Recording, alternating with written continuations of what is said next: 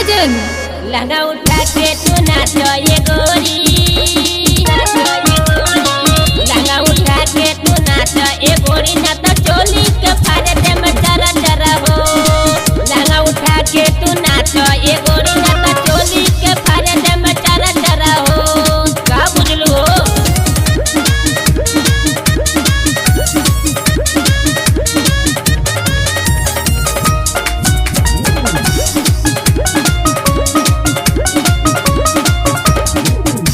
के दून मोर चोली के गागल, ऐसे नाई राजा हो खातू पागल, ऐसे नाई राजा हो खातू। रानी हमनी के नहीं तरसावा, अपन भीतर के चित्र दिखावा।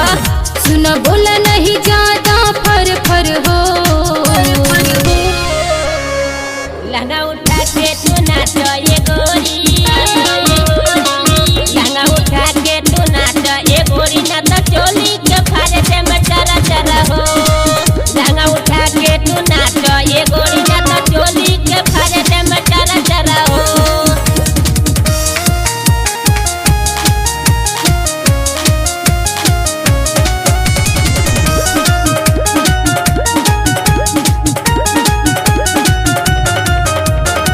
मन मोर बतिया कुमोद परदेसी, सबर कर मजा देह भो बेसी, मजा देह भो बेसी। अफरोज नेपाली